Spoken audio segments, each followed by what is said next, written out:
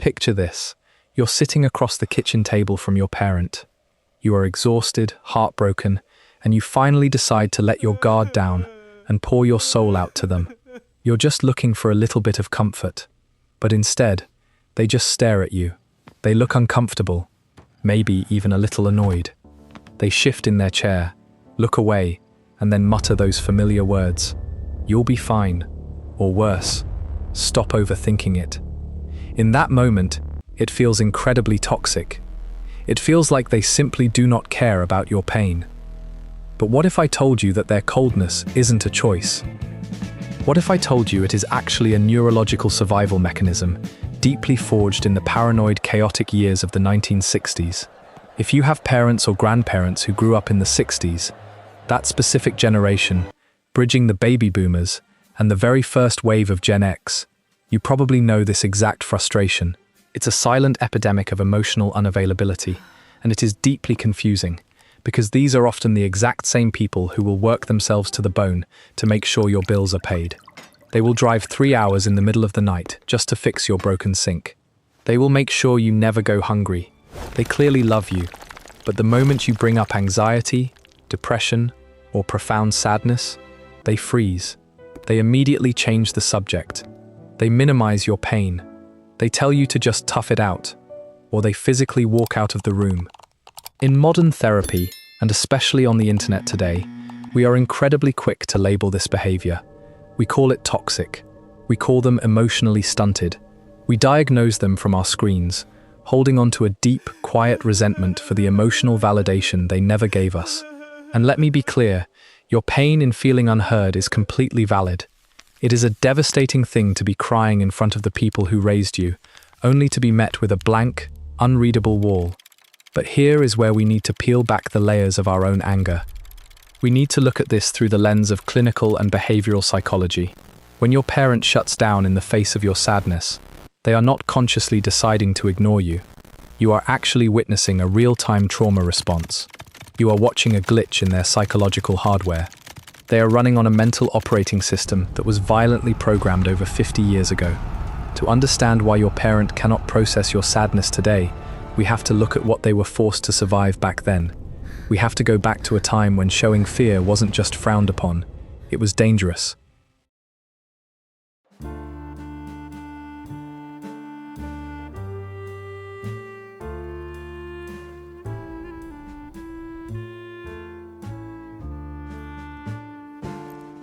To truly understand the minds of your parents or grandparents, we have to rewind the clock. We have to look at the exact environment where their developing brains were fundamentally wired. When we look back at the late 1950s and the 1960s, we are always sold a very specific, deeply romanticized image. We are sold the classic American dream. We picture pristine suburbs, white picket fences, freshly mowed lawns, Tupperware parties, and mothers vacuuming the house with a perfect, unwavering smile. But clinical psychologists do not look at that era and see a utopia. They look at it and see a mass trauma response. You have to remember what was looming directly over those perfectly manicured lawns. It was the Cold War. It was the very real, constant, and suffocating threat of absolute nuclear annihilation. This was a generation of children who went to school and were forced to practice duck and cover drills.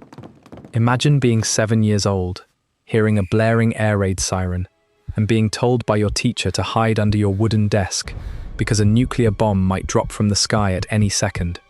They lived through the Cuban Missile Crisis, a time when the entire world was literally holding its breath, waiting for the end of humanity. Imagine the pure, existential dread that injects into a child's nervous system. So, how does an entire society cope with a world that feels completely out of control? They aggressively control the only thing they can, the inside of their homes. That perfect, mid-century suburban lifestyle was not about luxury, and it certainly was not about genuine happiness. It was a psychological coping mechanism. It was a desperately built fortress against the sheer terror of the outside world. If the house was spotless, if the lawn was cut to the exact inch, if the family portrait looked flawless, then maybe, just maybe, everything was going to be okay. And this is exactly where the psychological damage begins for your parents. In a household that is using perfection to keep terrifying anxiety at bay, any negative emotion is seen as a direct threat. If a child in 1963 came to the dinner table crying, looking depressed or acting out, they were not just expressing a normal human emotion. To their parents, who were desperately trying to maintain the fragile illusion of safety, that crying child was cracking the armor. That sadness was a loud, unavoidable reminder that things were actually not perfect. So, what happened to that sadness? It was immediately and aggressively shut down. Stop crying. Go to your room until you can put a smile on your face. We do not talk about those things in this house. Your parents were raised in an environment that effectively gaslit them into believing that showing vulnerability was dangerous. Their developing brains learned a very clear, very harsh survival rule. If I show sadness, I disrupt the peace.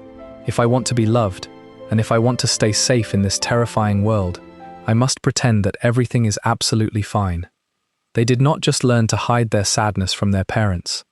They learned to hide it from themselves, and that constant, violent suppression does not just go away when a child grows up.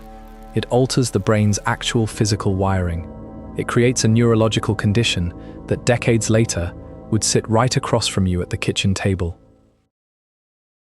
Let us move beyond the term toxic for a moment and look at the actual clinical reality of what is happening inside their brains. In modern psychology, there is a specific term for the inability to identify, process, and express emotions. It is called alexithymia.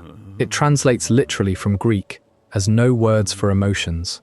When a person has high levels of alexithymia, they aren't just stubbornly refusing to open up to you.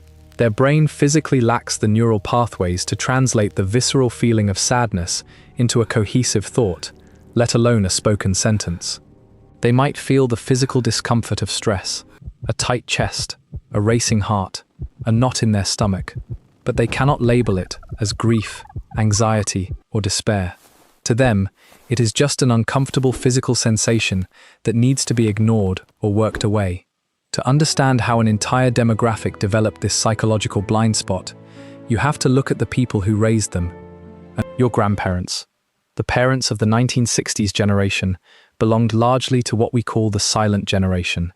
These were individuals whose own foundational years were forged in the brutal fires of the Great Depression and the absolute carnage of World War II. For them, survival was not a metaphor or a mindset. It was a daily, grueling reality. When you do not know where your next meal is coming from, or when you are watching the world tear itself apart in a global war, psychological introspection is a luxury you simply cannot afford. Empathy and emotional vulnerability were not just considered useless. In their world, weakness was fatal. When the war ended, and the silent generation started having children in the late 50s and 60s, they brought that exact same battlefield mentality directly into the living room. They did not raise children to be emotionally fulfilled. They raised children to be resilient soldiers in a terrifying world. Think about the most common phrases your parents probably heard while growing up. Children are to be seen and not heard. Toughen up. Boys don't cry. And the most psychologically damaging one of all, stop crying or I'll give you something to cry about. That phrase was never just an empty threat. It was a tool of severe behavioral conditioning. Imagine being a young child in the 1960s. You experience a moment of profound sadness. You naturally cry, and you look to your caregiver for comfort. But instead of a warm embrace, you are met with sudden anger, rejection, or the threat of physical punishment. A child's brain is incredibly plastic, and its ultimate, overriding goal is to maintain the attachment to the parent in order to survive. If the brain realizes that expressing sadness leads to rejection and danger, it does exactly what it is designed to do. It adapts. It severs the connection. It suppresses the emotion so violently and so consistently that the bridge between feeling sad and expressing sadness completely collapses. They didn't just learn to hide their tears from their parents. They learned to hide their tears from themselves. By the time they reached adulthood, that emotional numbing wasn't a choice anymore. It was a permanent neurological fixture. This is the silent inheritance they carry. It is a generational trauma, passed down not through violence, but through a profound, deafening silence. So when you sit across from them today, begging them to validate your anxiety, or hoping they will comfort your depression, you are essentially asking them to speak a foreign language. You are waiting for them to give you something that was violently stolen from them before they even had the chance to understand what it was. Your parents cannot give you an emotional language that they were never taught. Let us talk about the year 1968. When most people today picture the 1960s, they imagine a romanticized aesthetic. They picture the Beatles, the Apollo moon landing, or young people gathering at Woodstock holding peace signs. We have severely watered down the reality of this decade. The truth is that the late 1960s was one of the most violent, politically volatile, and culturally terrifying eras in modern American history. To understand why your parent is so deeply unsettled by emotional outbursts today, you have to understand the sheer magnitude of the chaos they witnessed as children. This was a decade defined by blood and fracture. They watched the assassination of President John F. Kennedy. A few years later, they watched the assassinations of Martin Luther King Jr. and Robert F. Kennedy. They saw American cities quite literally burning during riots. And hanging over every single dinner table was the heavy, suffocating shadow of the Vietnam War draft. Every night, the evening news broadcasted raw, unedited footage of casualties. But the real psychological fracture did not just happen on the television screen. It happened right inside their own living rooms. This brings us to a massive psychological turning point that most people completely overlook when judging this generation. We have to look at the severe fracturing of the American family unit during this exact window of time. If your parent was born in the late 50s or early 60s, they were likely the younger siblings in the house. And what were their older brothers and sisters doing? They were the ones getting drafted, or they were the ones actively rebelling against everything their parents stood for. The older teenagers were joining the counterculture, dropping out of society, protesting in the streets, and clashing violently with the very foundations their parents had built.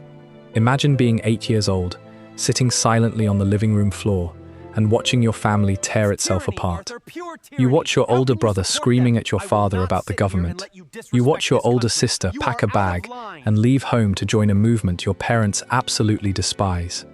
You watch the adults in your life, the people who are supposed to be your unshakable pillars of strength, completely break down.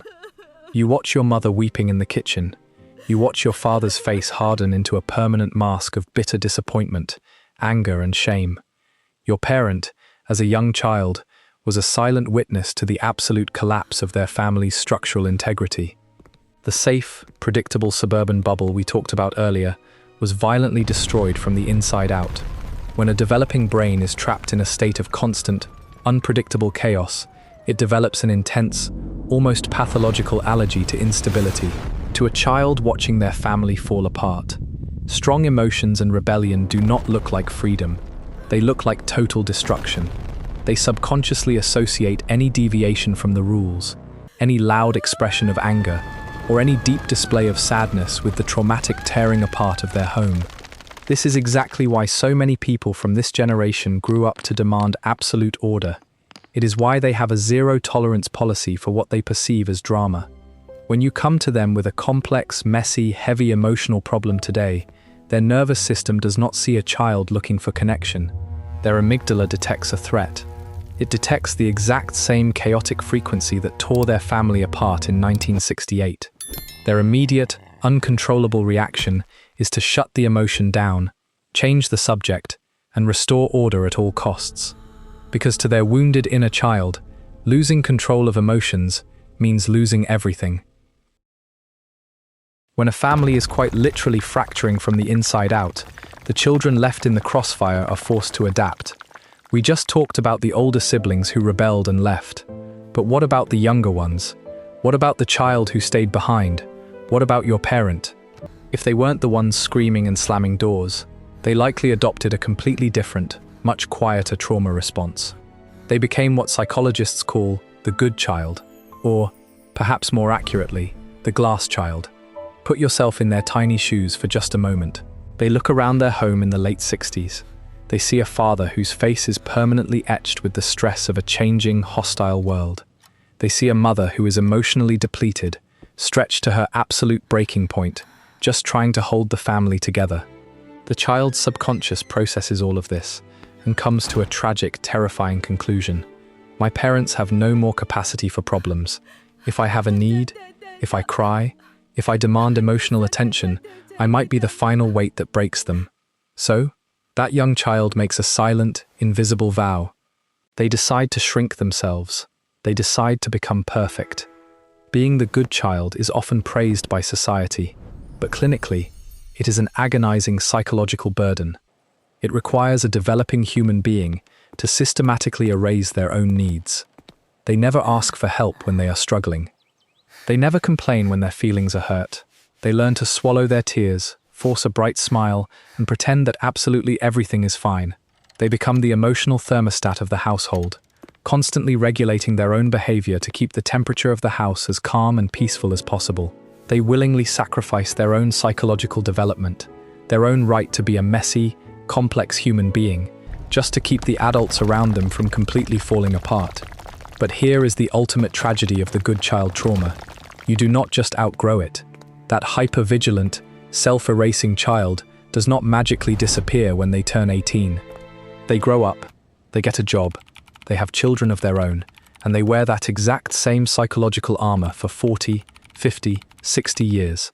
Their entire identity, their fundamental sense of worth, is permanently built on the foundation of never being a burden, of never letting the chaos in. And this brings us right back to you. It brings us back to that kitchen table today. When you come to your parent with your heavy, complex emotions, your depression, your anxiety, your profound heartbreak, you are essentially bringing a hurricane into the house of a person who has spent their entire life desperately holding up the walls. When you cry in front of them and they look away, when they get visibly annoyed, when they tell you to just get over it, they are not rejecting you. They are terrified. Your sadness is activating the deepest, most primal fear of the little boy or little girl still living inside their brain. The fear that if negative emotions are allowed into the room, the family will shatter.